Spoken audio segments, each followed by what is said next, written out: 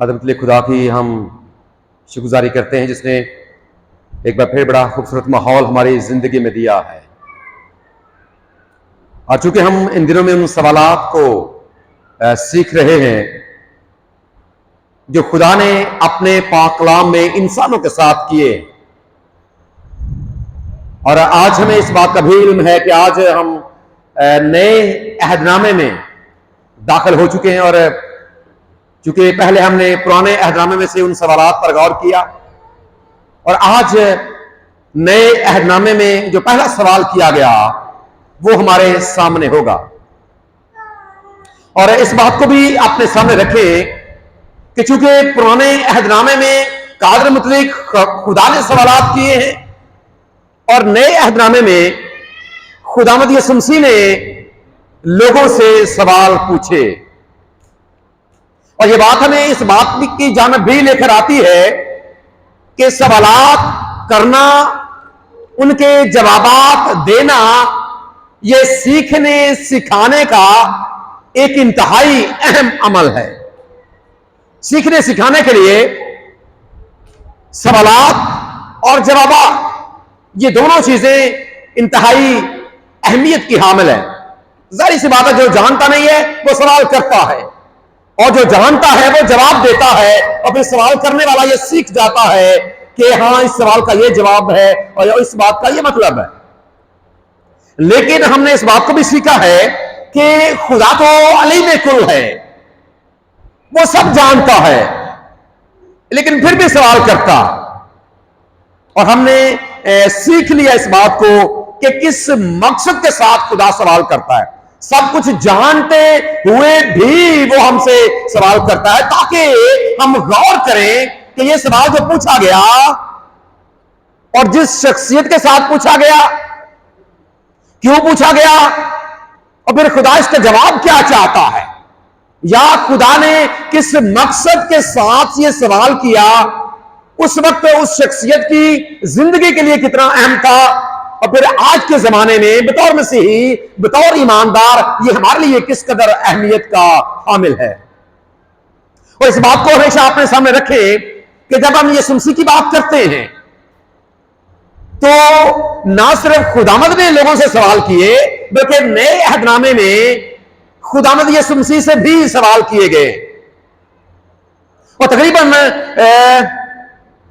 183 सवालात वो हैं जो लोगों ने खुदावंद यीशु मसीह से पूछे हैं। और ये बात भी बड़ी अहम है कि इनमें से सिर्फ 3 के जवाब यीशु मसीह ने दिए। सवाल कितने पूछे गए जी? 183, और जवाब कितने मिले? 3 के। और इन तीनों का ताल्लुक जब आप मुकद्दस मत्ती रसूल के इंजीली बयान के 24वें बाब की इब्तिदाई आयात को पढ़ते हैं तो ये तीनों सवाल जिनके जवाब यीशु मसीह ने दिए, इन तीनों का ताल्लुक खुदावंद यीशु मसीह की दूसरी आमद के साथ है। और ज्यादातर ऐसा हुआ है कि जब खुदावंद की जानब से, लोगों की जानब से सवाल किए गए यीशु मसीह के साथ, तो जवाब में यीशु मसीह ने भी उनसे सवाल कर दिया। जवाब देने के बजाय उनसे भी कुछ पूछ लिया। ये भी बड़ी अहम बात है जिसको हम आइंदा जाकर जरूर सीखेंगे। आइंदा आगे जब बढ़ेंगे तो इस सवाल का जवाब भी आपको मिलेगा कि खुदावंद ने ऐसा क्यों किया। और ये बात भी बड़ी अहम है कि जहां पर खुदावंद यीशु मसीह से 183 सवाल किए गए, वहीं पर खुदावंद यीशु मसीह ने जो सवाल किए हैं लोगों में, नए अहदनामे में, चारों अनाजील में, उनकी तादाद 339 है। कितनी है जी? 339 सवाल हैं जो खुदावंद यीशु मसीह ने लोगों से किए हैं। जब आप इनको अनाजील में पढ़ते हैं तो जो पहली अंजील है, यानी मुकद्दस मत्ती रसूल की मार्फत लिखी गई अंजील, उसमें आपको 109 सवाल मिलेंगे। जो दूसरी इंजील है, यानी कि मुकद्दस मरकस की मार्फत लिखी गई, उसमें आपको 68 सवाल मिलेंगे। जो तीसरी इंजील है मुकद्दस लूका की, उसमें आपको 107 सवाल मिलेंगे। और जो चौथी इंजील है, कौन सी है? मुकद्दस यूहन्ना की मार्फत लिखी गई, उसमें से आपको 55 सवाल मिलेंगे। और ये बात याद रखें, ये बात भी हमें इस बात की जानब लेकर जाती है कि किस कदर अहम है सवाल करना, जवाब हासिल करना और फिर इस बात को सीखना। और इस बात को भी हमेशा सामने रखें कि सवाल करना और सीखना यह बड़ा पुराना एक तरीका है जो इंसानों ने अडॉप्ट किया है। इंसान इसके हवाले से जब हम मजहब से हटकर बात करते हैं, तकरीबन 400 कबल मसीह 400 कबल मसीह की जब हम बात करते हैं, तो एक बड़ा फलसफी, यूनानी फलसफी गुजरा है जिसका नाम सुकरात है। सुकरात के बारे में जानता है जी कोई? सुकरात ये एक बहुत बड़ा यूनानी फलसफी गुजरा है और इसका यह तरीका था कि ये सवालों के जरिए से ये अपने स्टूडेंट्स के साथ सवालात करता था। इसलिए इसके इस तरीके को, इनके सवालों के जरिए से ये सिखाने की कोशिश करता था और इसके इस तरीके को सुक्रेटिक मेथड कहा जाता है, जो सिखाने का तरीका, सुक्रेटिक मेथड। अब जब यह तरीका थोड़ा सा आगे बढ़ा तो इसका एक बड़ा काबिल शागिर्द गुजरा है जिसका नाम अफलातून है। अफलातून के बारे में भी बहुत से लोग जानते हैं और अफलातून अरस्तु का उस्ताद भी था। इसने इस बात को मजीद वुसअत दी और इसे एक और इसी तरीके को थोड़ा सा और बढ़ाकर और एक मुनफरिद तरीके के साथ और इसे डायलॉजिकल मेथड, यानी कि मुकालमे के जरिए से सीखना, डायलॉजिकल मेथड, एक दूसरे के साथ गुफ्तगू करना, डायलॉग करना और फिर डायलॉग के तरीके से सीखना। और ये बात याद रखें, ना सिर्फ हमें ना सिर्फ उस वक्त नजर आती है, बल्कि आज हमें ये यूनिवर्सिटी के लेवल पर, कॉलेज के लेवल पर और स्कूलों के लेवल पर भी हमें ये बात नजर आती है। अक्सर उस्ताद सवालों जवाबों के जरिए से सीखने की कोशिश करते हैं और ये बात ना सिर्फ आम मामलात में है बल्कि मजहबी मामलात में भी बिल्कुल ऐसा ही है। सीखने सिखाने के लिए ये तरीकेकार जो है ये यहूदी रबियों में भी हमें नजर आता है और वो इस तरह सीखते कि कभी जो रबी है वो सवाल करने वाला बन जाता और जो शागिर्द है वो जवाब देने वाला बन जाता, और कभी ऐसा होता कि शागिर्द सवाल करने वाला बन जाता और रबी जवाब देने वाला बन जाता और इस तरह वो बाहमी मुकालमे के साथ सीखने की कोशिश करते। और जब ये बात देखें, जब हम इन अदाद शुमार को देखते हैं तो फिर हमें इस बात का पता चलता है कि ये बात किस कदर अहम है और इसी बात को खुदावंद यीशु मसीह ने अपने खिदमत में भी इस बात को इस्तेमाल किया ताकि लोगों तक खुदा के पाक कलाम को बेहतरीन तरीके के साथ और एक ऐसे अमल के साथ पहुंचाया जाए ताकि लोग इसको सीखें और इसे अपनी जिंदगी में लेकर आए, बरकत पाएं और फिर रूहानी तौर पर वो आसूदगी को और ईमान की मजबूती को भी हासिल करें। अब एक बड़ी अहम बात, इससे पहले कि हम आज के सवाल की जानिब आए, एक बड़ी अहम बात है कि यीशु मसीह ने जब इतने ज्यादा सवालात किए या पूछे या नए हटाने में दर्ज हैं, तो आपको इस बात का भी पता होना चाहिए कि थोड़ा सा आपसे आज थोड़ा सा पूछते हैं। जो सबसे छोटा बच्चा इस वक्त आया है अपने मां बाप के साथ, सबसे छोटा जिसकी उम्र सबसे छोटी है, आप समझते हैं जिसकी उम्र सबसे छोटी है, एक वो बेबी नजर आ रहा है मुझे, एक ये सोया हुआ है, अमार सोया हुआ है, एक पीछे भी है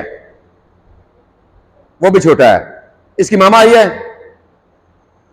अच्छा चले आप थोड़ा सा दूर हैं, आप बेटा मुझे ये बताएं, आपके चूंकि से बड़े भी बच्चे हैं, एक बड़ा अहम सवाल है माओ से, खास तौर पर ये बाप से भी है लेकिन मां से, चले अगर बेटा भी साथ होता तो ज्यादा अच्छी बात थी।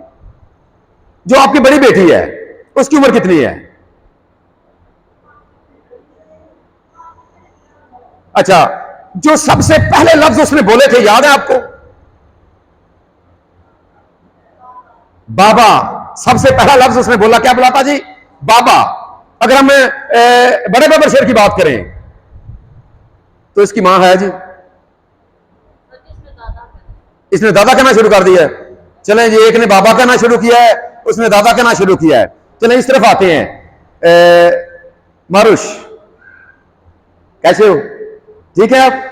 अच्छा बेटा आप बताएं, इसने पहला लफ्ज क्या बोला था? बाबा बोला था इसने भी? बाबा नाल प्यार सारे भाई, बाबा पैसे पूसे जिताते हैं जी। अच्छा, और याद रखिए ये जब पहली बार, अब निकल साहब आप बताएं, जब पहली बार मारूस ने बाबा बोला, क्या फीलिंग थी आपकी? बता नहीं सकते। जो फीलिंग है बतौर एक बाप के या बतौर एक मां के, और कोई भी जितने यहां पर बैठे हैं, याद रखें बच्चे की जुबान से निकलने वाले पहले अल्फाज वालिदैन के लिए इंतहाई अहमियत के हामिल होते हैं। हमारे बुजुर्ग भी यहां पर कुछ बैठे हैं। अगर हम बुजुर्गों की बात करें जो अब बच्चों वाले हो चुके हैं, जो उनके बच्चे हैं वो आगे बच्चों वाले हो चुके हैं, लेकिन अगर हम उनसे भी पूछेंगे तो यकीनन उनको भी कुछ ना कुछ जरूर याद होगा, क्योंकि बच्चे ने पहले लफ्ज क्या। और ये बात याद रखें कि जब बच्चे पैदा होते हैं तो तकरीबन जब बिल्कुल छोटे होते हैं ना, उनका तरीकाकार थोड़ा सा फर्क होता है, लेकिन जैसे ही बड़े होते जाते हैं उनका तरीकाकार तब्दील होता चला जाता है।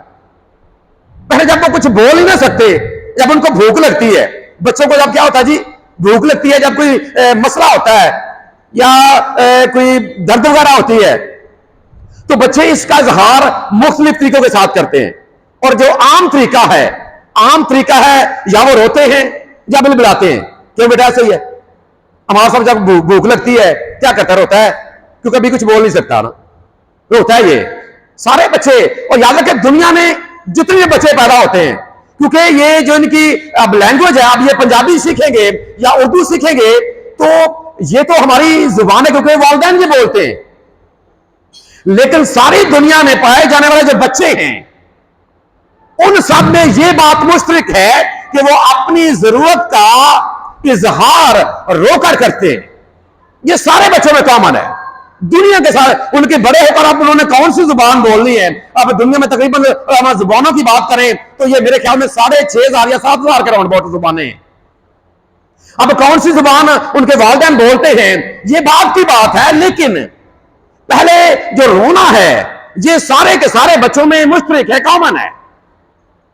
अब जब बच्चे बड़ा होना शुरू होते हैं, जब बच्चा 3 माह का हो जाता है, 3 माह से तकरीबन 6 माह तक कुछ बच्चे जो हैं वो चेहरे की तरफ देख रहे हैं, जब आप उनको आवाज देते हैं, जब प्यार के साथ आप बच्चों को आवाज देते हैं, या जो आपने निकनेम बच्चों का रखा हुआ होता है, जब आप उस नाम के साथ बच्चे को पुकारते हैं बड़े प्यार के साथ, कोई बता सकता है कि आप अपने बच्चों को कैसे पुकारते हैं? कोई माँ अगर बताना चाहे, मैं नॉमिनेट नहीं करूंगा, कोई भी जो बताना चाहे कि आप प्यार के साथ बच्चे को क्या कहते हैं या किस तरह पुकारते हैं, कोई बताना चाहता है जी?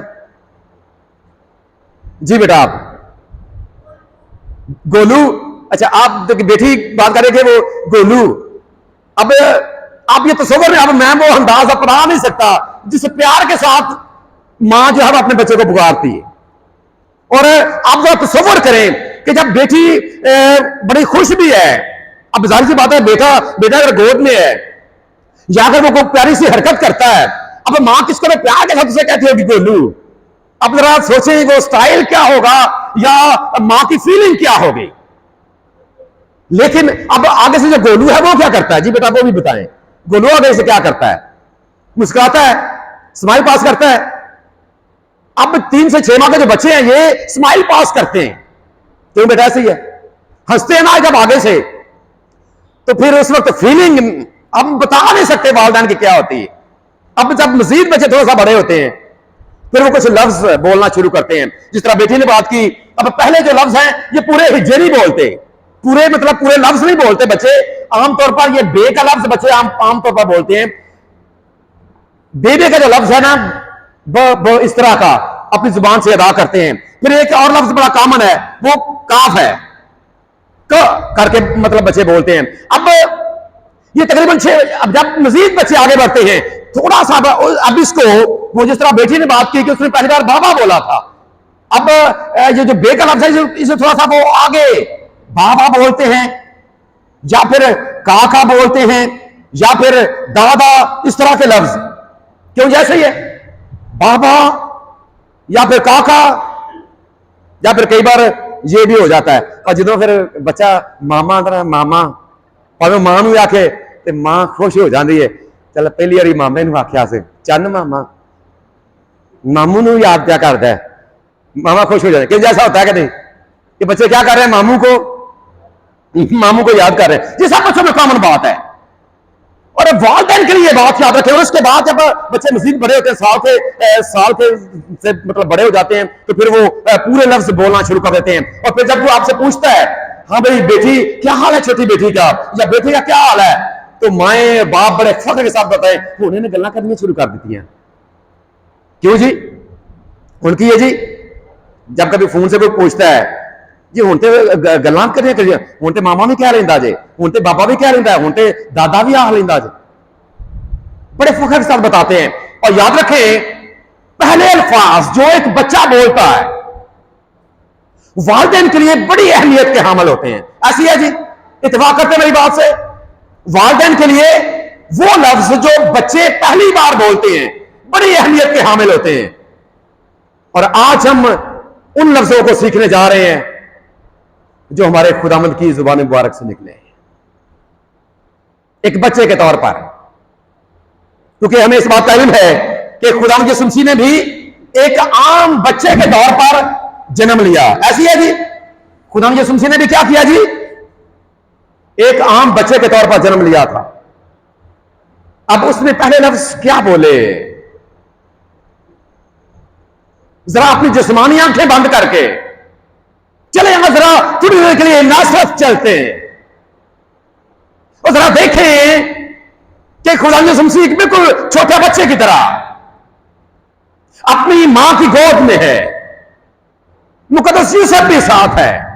अब कौन से लफ्ज बोले होंगे, लेकिन जो भी लफ्ज बोले होंगे वालिदैन के लिए उनको किस कदर, अगर हम खुश होते हैं तो कैसे वो भी खुश हुए होंगे। लेकिन ये बाइबल में दर्ज नहीं है। बाइबल में ये दर्ज, और ये बात भी अहम है कि खुदावंद यीशु मसीह की जिंदगी के इब्तदाई 12 साल और फिर उसके बाद 18 साल इनका कोई लफ्जी रिकॉर्ड नहीं है, कोई लफ्जी रिकॉर्ड नहीं। लेकिन यह अहम बात है कि जो पहले लफ्ज खुदावंद यीशु मसीह के बाइबल मुकद्दस में दर्ज किए गए वो एक सवाल है, क्योंकि हम सवालात पर गौर कर रहे हैं। वो क्या है, ये जो पहले लफ्ज यीशु मसीह की जुबान मुबारक से निकले वो क्या है जी, एक सवाल है। और इसका ताल्लुक लूका की इंजील जरा निकालें जी, दूसरा बाब और उसकी 49वीं आयत। लूका दूसरा बाब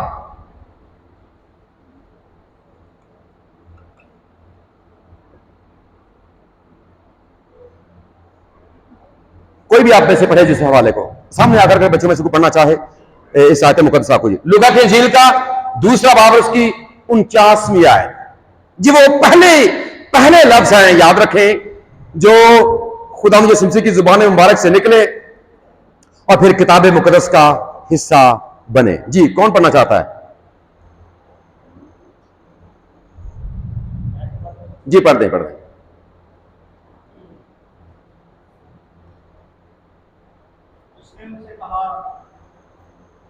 उसने उनसे कहा, तुम मुझे क्यों ढूंढते थे? क्या तुमको मालूम ना था मुझे अपने बाप के यहां होना जरूर है? पाकलाम का पढ़ा और सुना जाना हम सबों के लिए बायस बरकत हो। ये वो पहले लफ्ज हैं जो खुदावंद यीशु मसीह की जुबान मुबारक से निकले और किताब मुकद्दस में दर्ज हुए। और ये लफ्ज उस वक्त निकले जब यीशु मसीह की उम्र 12 वर्ष है और वो ईद मनाने के लिए अपने वालिदैन के साथ यरूशलेम को गए हुए हैं। अब जो घर का फासला है, अगर हम नासरत की बात करें जहां पर उनका इब्तदाई घर है, यरूशलेम की बात करें तो तकरीबन ये 70 मील का फासला। अगर हम किलोमीटर की बात करें ये तकरीबन 250 के राउंड अबाउट बनेंगे। और जमाने में सफर इतना आसान नहीं था। और फिर 15-15, 20-20 दिन और महीनों अपने घर को लॉक रखना, और ये करते लोग क्यों थे? कि खुदा का हुक्म था। क्या था जी? खुदा का हुक्म था कि आपने इबादत के लिए कहां पर जाना है? यरूशलेम को। कहां पर जाना है? यरूशलेम को जाना है। अब ये काफिले के साथ गए हैं, लेकिन जब ये सारा कुछ करके ईद मनाकर वापस लौटे हैं, तो कुछ दूर जाकर ये पता चला कि काफिले में ये सुनसी नहीं है। और फिर वालिदैन दोबारा से जब ढूंढते ढूंढते दोबारा से हैकल में गए हैं, तो देखा कि खुदावंद यीशु मसीह शबा के आलमों के साथ सवाल जवाब कर रहा है। जब आप इस सारे हवाले को पढ़ेंगे ना, तो लिखा कि वो सवाल जवाब में मसरूफ है, सवाल जवाब कर रहा है उस्तादों के साथ। और जब मुकद्दसा मरियम ने यूसुफ उसे देखा, तो उससे यह सवाल किया कि मैं और तेरा बाप तुझे ढूंढ रहे थे। और आगे से खुदा यीशु मसीह ने बजाय इसके कि वो सवाल का जवाब देते, उनसे सवाल कर डाला। अपने बाप और अपनी मां को जवाब देने की बजाय क्या किया? उनसे सवाल कर डाला। अब सवाल क्या है कि तुम मुझे क्यों ढूंढते थे? यह बात आज हमारे सामने है। सवाल क्यों किया गया? जवाब क्यों नहीं दिया गया? तुम मुझे क्यों ढूंढते थे? और अगला हिस्सा है सवाल का, बल्कि वो भी सवाल ही है कि क्या तुमको मालूम ना था कि मुझे अपने बाप के हां होना जरूर है? पहली बड़ी अहम बात जो हम इस सवाल में से सीखते हैं वो ये कि जो मुकद्दसा मरियम के लफ्ज़ हैं, जरा 48वीं आयत को पढ़ेगी, जो आयत नंबर 48 से जरा पढ़े उसको जी। 48वीं आयत में बड़े अहम लफ्ज़ दर्ज हैं जी, शाबाश। उसकी मां ने उससे कहा, क्या कहा? बेटा तूने क्यों हमसे ऐसा किया? देख आगे जी, तेरा बाप और मैं। बड़े अहम लफ्ज हैं, तेरा बाप और मैं। अब तेरा बाप से कौन मुराद है? मुकद्दस यूसुफ, शाबाश। और मां से क्या मुराद? मुकद्दसा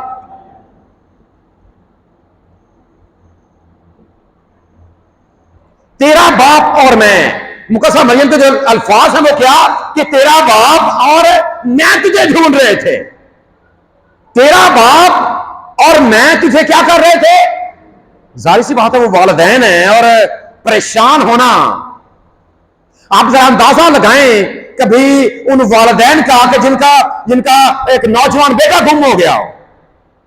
आप उनकी फीलिंग्स और आप उनके जो तासुरात थे या जो आप उनकी ज़हनी या दिल की हालत है, आप कभी उसका अंदाजा लगाएं और फिर उसको अपने सामने रखते हुए आप यहां पर आ जाएं। मुकद्दसा मरियम के लफ्ज़ हैं कि तेरा बाप और मैं तुझे ढूंढ रहे थे। लेकिन जहां पर एक बड़ी जबरदस्त बात सीखने को मिलती है तो जो यीशु मसीह ने उनको जवाब दिया वो क्या है? क्या तुमको मालूम ना था कि मुझे कहां पर होना जरूर है? कहां पर? यहां पर क्या लिखा है? अपने बाप के हां। मुकद्दस यूसुफ और मुकद्दसा मरियम उसके मां और बाप हैं। मरियम ने कहा कि मैं और तेरा बाप। अब यीशु मसीह ने क्या कहा कि मुझे कहां पर होना जरूर है? अपने बाप के हां। कहां पर जी? अपने बाप के हां। और यहां पर यीशु मसीह का इशारा किस जानिब है? वो इस वक्त कहां पर मौजूद है? हैकल में मौजूद है। फिर हैकल घर किसका है? खुदा का। और खुदा यीशु मसीह का क्या है? मुकद्दसा मरियम ने कहा देख तेरा बाप और मैं। उसने कहा, यीशु मसीह ने कहा कि मुझे अपने बाप के हां होना जरूर है। अहमियत दी है खुदावंद यीशु मसीह ने जिस्मानी रिश्ते पर अपने रूहानी रिश्ते को। और आपको यह पता है जब यीशु मसीह से एक बार सवाल किया गया कि सबसे बड़ा हुक्म कौन सा है, खुदा यीशु मसीह ने कहा कि तू अपने सारे दिल, अपनी सारी जान, अपनी सारी ताकत और अपनी सारी अकल से किससे मोहब्बत रख? खुदा से।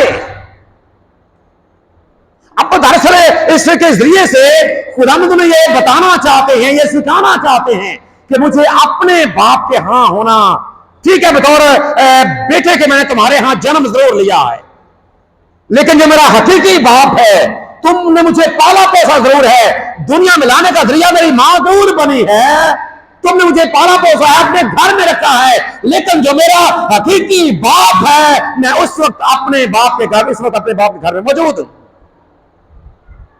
मुझे अपने बाप के यहां होना जरूर है, तो मुझे क्यों ढूंढते थे? और दरअसल यीशु उनको ये याद करवा रहे हैं कि मैं तुम्हारे यहां एक माफौकल फितरत तरीके के साथ पैदा हुआ, मैं तुम्हारी वो औलाद नहीं हूं जो आमतौर पर वालिदैन की होती है।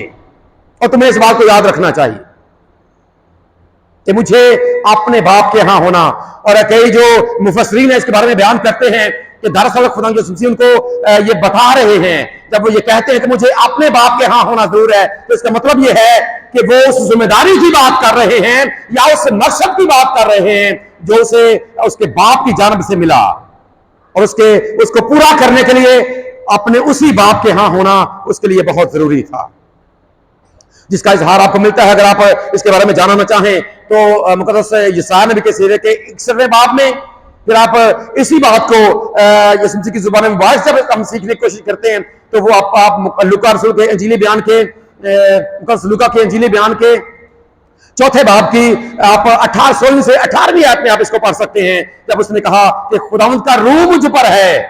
खुदावंद का क्या है जी? और उसने मुझे भेजा है, खुशखबरी देने के लिए भेजा, यानी कि वो काम जो खुदा की जानिब से देकर मुझे भेजा गया है, उस काम को पाया तकमील तक पहुंचाने के लिए मुझे अपने बाप के हां होना जरूर है। ये अहम सवाल है, और याद रखिए ये पहले लफ्ज हैं जो यीशु मसीह के अनाजील में लिखे गए हैं। अहम बात यह भी है कि जब हम कादम मतलब खुदा की बात करते हैं, तो कादम मतलब खुदा की, पता है आपको वो कौन से पहले लफ्ज हैं जो खुदा की जुबान मुबारक से निकले और किताब मुकद्दस में लिखे गए? किसी को पता है जी? ये पैदाइश की किताब और उसका पहला बाब उसकी दूसरी आयत में लिखे हैं, जहां पर लिखा है, क्या लिखा है जी? रोशनी हो जा। जी वो पहले लफ्ज हैं जो कादर मतलब खुदा की जुबान से निकले और किताब मुकद्दस का हिस्सा बने। जब हम खुदा यीशु मसीह की बात करते हैं तो ये तो पहले लफ्ज हैं कि तुम मुझे क्यों ढूंढते थे, लेकिन आमतौर पर यह कहा जाता है कि जो लिखे जाने वाले पहले लफ्ज हैं उनका ताल्लुक मरकस की इंजील के पहले बाब की 15वीं आयत में है, क्योंकि मरकस की जो अंजील है ये सब अंजीलों से पहले लिखी गई, और पहले बाब की 15वीं आयत में जो अल्फाज दर्ज हैं ये कहा जाता है कि लिखे जाने वाले जो यीशु मसीह की जुबान मुबारक से लफ्ज निकले उनका ताल्लुक मरकस की इंजील के पहले बाब की 15वीं आयत में लिखा है, जहां पर लिखा है, क्या लिखा है जी वहां पर? शाबाश पढ़ें। वक्त पूरा हो गया है जी, खुदा की बादशाही नजदीक आ गई। ये वो पहले लफ्ज हैं जो लिखे जाने वाले पहले लफ्ज हैं जो खुदावंद यीशु मसीह की जुबान मुबारक से निकले। लेकिन जो बोले जाने वाले पहले लफ्ज हैं, उम्र के लिहाज से जब हम बात करते हैं तो ये इस वक्त तकरीबन कहे जब यीशु मसीह की उम्र 30 वर्ष थी, लेकिन जिन अल्फाज की बात हम कर रहे हैं जो सवाल किया गया वालिदैन से, उस वक्त खुदा यीशु मसीह की उम्र जो है वो 12 वर्ष थी। आज हमारे लिए इन अल्फाज की क्या अहमियत है? उस वक्त खुदा यीशु मसीह ने अपने वालिदैन से सवाल किया, आज हमारे लिए। लेकिन एक और इससे पहले एक और बड़ी अहम बात जो हम इस बात से सीखते हैं कि जब वो खुदा के घर की ज़ियारत के लिए या वहां पर वो ईद मनाने के लिए गए हैं, तो जरा एक आयत पढ़ें जी, 39वीं आयत खुदा के पाक कलाम में से, इसी जो चैप्टर है लूका की इंजील का दूसरा बाब और उसकी 38वीं आयत पढ़ें जरा। इसमें क्या लिखा है जी? बड़ी काबिल गौर है बतौर वालिदैन जी। शाबाश, हवाला खोल के रखा करें।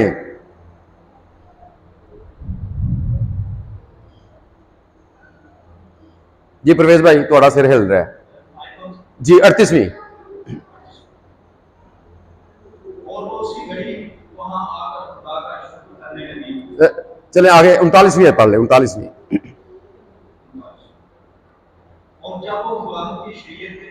सुने जी, और जब वो खुदावंद की शरीयत के मुताबिक जी सब कुछ कर चुके, दो बातें, दो नुक्ते यहां पर, खुदावंद की शरीयत के मुताबिक पहली बात, दूसरी बात सब कुछ कर चुके, तीसरी बात अपने शहर को लौट गए, अपने शहर नासरत को लौट गए। चलो फिर गए, लौट गए। खुदावंद की शरीयत के मुताबिक अब ये कर कौन रहा है?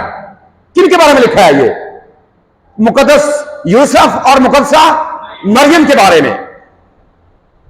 खुदावंद की शरीयत के मुताबिक अब जब वो जाहिर बात है ईद मनाने के लिए गए हैं, उन्होंने जो कुछ खुदा का हुक्म था वो खुदा की हजूरी में अब खुदा की इबादत करने के लिए गए हैं। उन्होंने इबादत भी की है, खुदा की शुक्रगुजारी की है, कुर्बानियां चढ़ाई हैं, और जो जो रसूमात उन्होंने अदा करनी थी, लिखा है सब कुछ। अब जरा थोड़ी देर के लिए बतौर वालिदैन अपनी जिंदगी पर गौर करें। एक वालिद होने के नाते से, एक वालिदा होने के नाते से अपने बच्चों को साथ लेकर, जो शमसी भी उनके साथ है बेटे के तौर पर, कितनी क्या खुदावंद की शरीयत के मुताबिक हम क्या करते हैं? कभी सोचा आपने बतौर एक वालिद के या बतौर एक वालिदा के? और ये मैं समझता हूं कि आज की कलीसिया के लिए और खास तौर पर अलीपुर चट्ठा की कलीसिया के लिए एक चैलेंज है कि खुदा के पाक कलाम के मुताबिक आप और आपके बच्चे क्या करते हैं। कभी गौर किया आपने? कभी अपना माहौल देखे अपने गलियों बाजारों का, फिर अपने अपने गिरबान में झांके कि बतौर वालिद मेरी क्या जिम्मेदारी है, बतौर वालिदा मेरी क्या जिम्मेदारी। कभी गौर किया आपने इस बात पर? खुदावंद की शरीयत के मुताबिक जो कुछ हुक्म खुदा ने दिया है सब कुछ किया है, कुछ छोड़ा नहीं है। ऐसा नहीं है कि एक काम कर लिया और दूसरा छोड़ दिया, चलो घर बैठ के दुआ करने की जान निकली लोड़ है, दुआ कर ही लीजिए। सब कुछ छोड़ा नहीं है पीछे। जो कुछ खुदा ने, जितने भी अहकामात खुदा ने, हालांकि इंसान ठीक है मुकम्मल नहीं हो सकता, लेकिन क्या कि जो कुछ भी यकीनन जो रसूमात दर्ज है, जो कुर्बानी, जो शुक्रगुजारियां, जो हदिया नजराने, जो खुदा के लिए वक्त, लेकिन थोड़ी देर के लिए सोचें कि उनकी निस्बत हमारा इन रसूमात को अदा करना या हमारा खुदा घर में जाना कितना आसान है। वो कितना फासला करके गए हैं जी? 70 मील। कितना जी? अब 70 मील के किलोमीटर कितने बनते हैं पता किसी को जी? 1 किलोमीटर कितने 1 मील में किलोमीटर होते हैं? 1.5 किलोमीटर तकरीबन होता है। और अंदाजा कर लें कितने बनेंगे इनके। 70 मील का वो फासला करके गए हैं और सब कुछ किया है, कुछ छोड़ा नहीं है। 70 मील का फासला भी, और फिर जो कुछ खुदा ने हुक्म दिया है। आप जरा अंदाजा करें, आप अपने घर से कितने कदम उठाकर खुदा के घर में आए। अगर थोड़ी देर के लिए सोचें, हम भी अगर उसी माहौल में होते और यहां से हमें वहां पर जाना पड़ता, यहां पर आने के लिए हमारे पास टाइम नहीं है, तो फिर वहां पर कैसे पहुंचते? खुदावंद की शरीयत के मुताबिक सब कुछ कर चुके, फिर अपने घर को लौटे। पहले ये काम, बाकी काम बाद में। चैलेंज लेने इसे आप एक वालिद के तौर पर, एक वालिदा के तौर पर, एक खानदान के सरबराह की हैसियत से, अगर बाप है तो मां नहीं है, मां है तो बाप नहीं है, बच्चे हैं तो कोई और नहीं है, क्या है ये?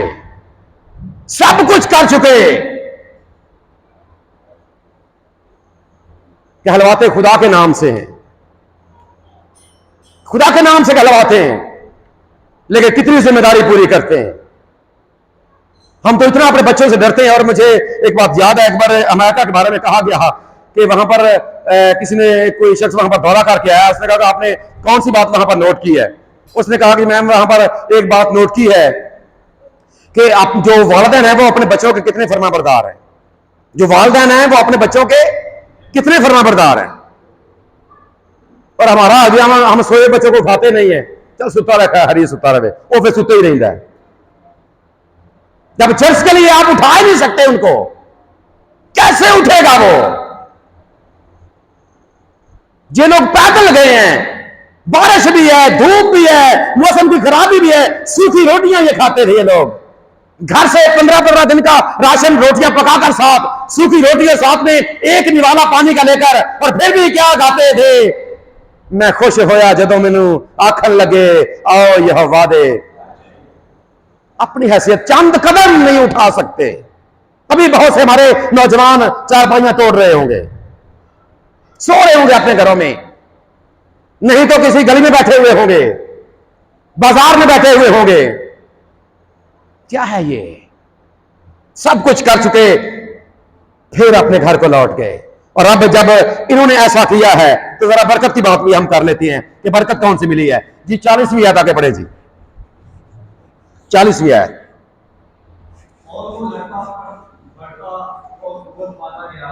काम वालिदैन ने किया है, जरा गौर करें इस बात पर। वो सब कुछ किन्होंने किया है? वालिदैन ने किया है। बच्चे ने क्या करना है? बच्चे ने क्या करना है? सब कुछ किया किसने है? वालिदैन ने किया है। लेकिन आगे बरकत की कौन सी बात हुई है? वो कौन बढ़ता गया? लड़का कौन है? खुदा यीशु मसीह। एक बच्चे के तौर पर जन्म लिया उसने, बढ़ता गया। आगे क्या जी? कुव्वत पाता गया। तीसरी, हिकमत से मामूर होता गया। खुदा का फजल। 4 बातें हैं यहां पर, जरा लिखवाएंगे ये पॉइंट है। पहली बात कौन सी है जी? बढ़ता गया, बढ़ता, 1 मिनट जी, बढ़ता गया। दूसरी बात, कुव्वत पाता गया। तीसरी बात, हिकमत से मामूर होता गया जी। चौथी बात, खुदा का फजल उस पर था। अब ये चारों बरकतें किसके लिए है? बच्चे के लिए। तो काम किन्होंने किया है? वालिदैन ने। जिम्मेदारी किसने निभाई है? वालिदैन ने। बरकत किसको मिली है जी? बच्चे, यहां पर लिखा जाना चाहिए कि यूसुफ को ये मिल गया, मरियम को ये मिल गया, उनके घर के लिए ये हो गया, वो तो सारा कुछ है। लेकिन बच्चे के बारे में डायरेक्ट देखें, वो उन्होंने ये सब कुछ किया, खुदा के पाक कलाम के मुताबिक किया, बच्चे को ये बरकत मिली। एक और बात है, जरा 52 आयत भी पढ़े जी। 52वीं आयत में भी जिक्र है जी। देखिए यहां पर क्या और भी बरकतें, 4 यहां पर हैं और इनको दोहराया गया है 52वीं आयत में जी। पढ़े जरा 52 आयत। हिकमत, पहली बात ये देखें, जब हम हिकमत की बात करते हैं ना, तो यह है उसकी ज़हनी तरक्की, जो एक अहम बात है एक शख्सियत के लिए। एक शख्सियत के लिए जो 4 पहलू बहुत जरूरी है, उनका जिक्र यहां पर है। ज़हनी तरक्की है।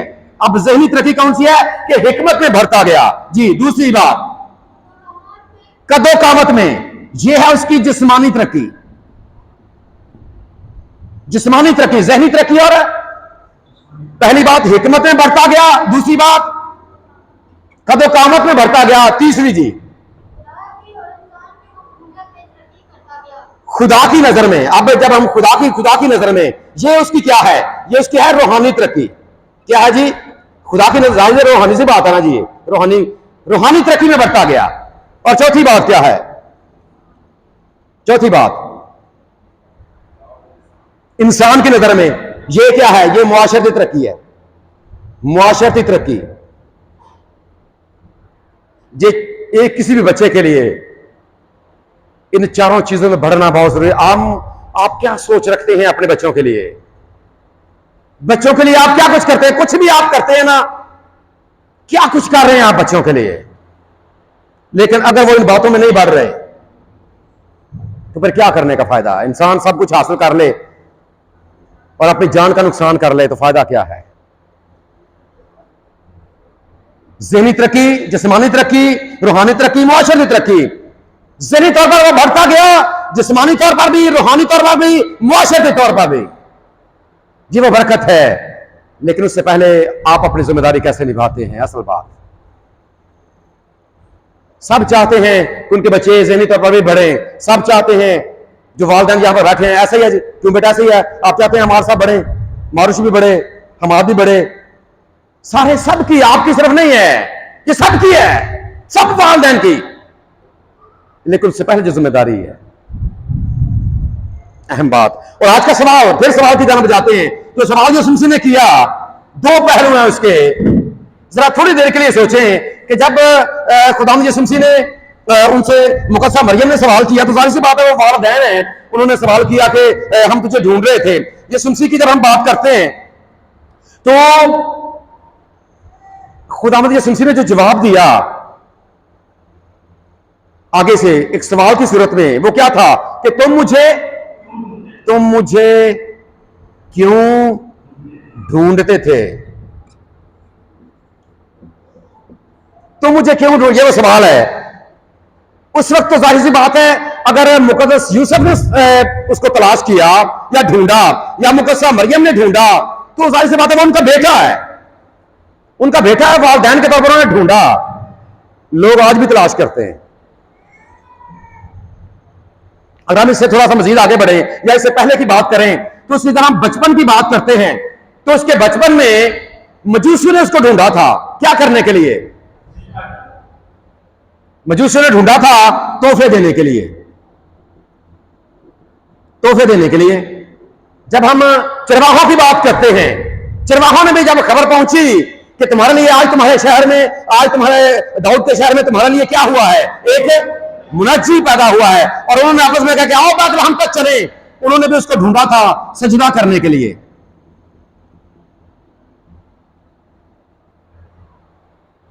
फिर और जब हम देखते हैं तो हदीस ने भी ढूंढा था, क्या करने के लिए? कत्ल करने के लिए।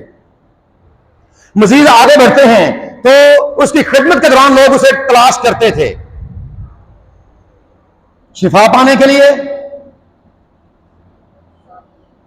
और रोटियां खाने के लिए, कि ये रोटियां बड़ी आसमान से दुआ, रोटियां जनाब, रोटियां और मछलियां, रोटियां खाने के लिए। आज भी लोग उसे तलाश करते हैं, किस मकसद के साथ? जरा थोड़ी देर के लिए कि आज के ये सवाल कि तुम मुझे, अगर आप खुदा के घर में आए हैं, ये शमसी का सवाल आपसे है कि आप मुझे क्यों ढूंढते हैं? आपका मकसद क्या है? क्या मकसद है आपका कि आप ये शमसी की तलाश में, आप उसे पाना चाहते हैं? क्या मकसद है आपका? अहम बात है। क्या हम भी सिर्फ तोहफे के लिए, सजदे के लिए, कत्ल के लिए, शिफा पाने या अपने मतलब के? आज देखें, आज के जमाने में जितना मजहब कार्ड खेला जा रहा है, लोग ये शमसी की तलाश में हैं, लेकिन पीछे मकसद क्या है? कुछ सिर्फ रोटियों की तलाश में है कि खाना पीने का चक्कर चलना चाहिए। लोग आजकल दुकानदारी से खाते हैं, जितनी मजहब, और लोग समझे आसान टारगेट है लोगों के लिए आज पैसा कमाना मजहब का इस्तेमाल करके। ये बड़ी आम सी बात है, हर कोई इसलिए इसी जगह पर है, इस्तेमाल करते हैं। हम तलाश में हैं, लेकिन अपने मतलब के लिए, अपना पेट भरने के लिए। अगर यही मकसद है तो फिर क्या मसीही? अगर सिर्फ हम तो सिर्फ शिफा पाना चाहते हैं। आज आप शिफाया जनाब क्रूसेड को देखें, लोग वहां पर जॉब दर जॉब जाते हैं, लेकिन कलाम सुनने के लिए तैयार नहीं है। आप बड़े बड़े सिंगर्स की बात करें, प्रोग्रामों में आते हैं, गाते हैं, चले जाते हैं, कलाम सुनने के लिए कोई तैयार नहीं। कलाम की अहमियत किसी की जिंदगी में है ही नहीं। लोग सिर्फ जिस्म पाना चाहते हैं, जिस्म की अपना वो शिफा जो है वो उसको हासिल करना चाहते हैं। असल टारगेट क्या है? असल मकसद क्या है? आप भी उसे पाना चाहते हैं। सवाल आपके साथ भी है कि तुम मुझे क्यों ढूंढते हो? किस मकसद के साथ आप ढूंढते हैं? ये आपका साथी मामला है, और जरूर उस मकसद को आपने अपने सामने रखना है। और दूसरी बात ये थी कि जब अगला जो सवाल का हिस्सा है कि जब ये बात की गई कि तुम मुझे क्यों ढूंढते थे, उसकी बात की गई कि क्या तुमको मालूम ना था कि मुझे कहां पर होना जरूर है? अपने बाप के यहां। एक नौजवान के तौर पर ये शमसी का ये जवाब आज के नौजवानों के लिए कि वो कहां पर है? खुदा के घर में। कहां पर है? आज कितने नौजवान यहां पर बैठे हैं, जरा अंदाजा कर लें। यहां पर कितने नौजवान बेटियां, कितने नौजवान, क्या इतने ही हमारे कलीसिया का हिस्सा? मुझे अपने बाप के यहां होना जरूर है। सोचिए जरा इस बात पर। वो भी नौजवान है, खुदा ने शमसी ने एक नमूना दिया है कि मुझे अपने बाप के यहां होना जरूर है। आज का नौजवान खुदा के घर से बागी, और मैं तो कई बार ये भी बात करता हूं कि कभी पाबंदी हम लगा देना कि हमने पुकार उस नौजवान की देनी है जो खुदा घर में आता है। कभी ये पाबंदी लग जाए ना कि हमने उसको चिट्ठी नहीं देनी, जिसके ऊपर निकाह होता है तो सारे के सारे नौजवान जरूर आएंगे। कर छड़ देने, ये भी ठीक है। आल साहब की बात देखो, वो पहली बात है ना, इस्तेमाल करते हैं ना अपने मजहब कार्ड को, लेकिन कहां है नौजवान? मुझे अपने बाप के यहां होना जरूर है। वालदैन जब कभी बच्चे लेट आते हैं ना, वालदैन पूछते हैं कितने ग्यास हैं, वेती शाम है, होता घर में नहीं है। होता ऐसा कि नहीं होता जी? माँ बाप पूछते हैं कहां थे आप, इतनी रात हो गई है, एक दिन समय कितने ग्यास। खुदा ये सुनसी का नमूना उनके लिए है। वो इसलिए रसूल ने लिखा था कि वैसा ही मिजाज रखो जैसा मसीह यीशु का भी था। और करें जरा इस बात पर। और कई नाकदीन तो हैं, वो ये कहते हैं कि ये सवाल दरअसल करके यीशु मसीह ने अपने माँ बाप की शान में गुस्ताखी की है, लेकिन ऐसा हरगिज़ नहीं है। ये उनके अपने सोचने का अंदाज है। खुदा ने यीशु मसीह ने दरअसल ये सवाल करके उनको इस बात को याद दिलाया है कि ठीक है, मैं तुम मेरे जमीनी वालिदैन जरूर हो, लेकिन मेरा हकीकी बाप वो है और मैं उसी का काम करने के लिए जमीन पर आया और मैंने उसका काम करना है। और फिर अपनी जिंदगी में खुदा यीशु मसीह ने ज्यादा अहमियत ना सिर्फ अपनी जुबान से ये कहा है कि सबसे बड़ा हुक्म ये है कि तू खुदा अपने खुदा से अपने सारे दिल के साथ मोहब्बत रख। यीशु मसीह ने ऐसा करके ये नमूना भी दिया है। और आपको पता है गतसमनी के बाग में जब पकड़वाए जाने का मामला है, वहां पर दुआ करते वक्त ये बात कही थी कि अब आप मेरी नहीं बल्कि तेरी मर्जी पूरी हो। आज जरूर इस बात को आप अपने साथ लेकर जाएं, अपनी जिंदगी के बारे में सोचें। अगर हम भी अपनी जिंदगी में सबसे ज्यादा अहमियत अपने खुदा को दे रहे हैं तो बड़ी खूबसूरत बात है, लेकिन अगर ऐसा नहीं है तो यीशु मसीह की इस बात को अपने सामने जरूर रखें, उसके नमूने को अपने सामने जरूर रखें। और यकीन करें जब आप ऐसा करेंगे तो जो अब पहले हमने पॉइंट्स लिखे थे कि जो बच्चे तरक्की करते हैं वो सारे के सारे पॉइंट हमारी नस्लों में भी पूरे होंगे। हमारे बच्चे हिकमत में भी बढ़ेंगे, हमारे बच्चे कदोकामत में भी बढ़ेंगे, और हमारे बच्चे और कहां पर बढ़ेंगे? शाबाश, 4 पहलू हैं, जिस्मानी तरक्की, रूहानी तरक्की, मुआशरती तरक्की, ज़हनी तरक्की। जरूर वैसा करेंगे, लेकिन शर्त क्या है? शर्त क्या है? खुदा को अपनी जिंदगी में अव्वल दर्जा देना शुरू कर दे। मेरा और आपका खुदा हमें आज के कलाम के वसीले से बरकत बख्शे। आमीन। Thank you.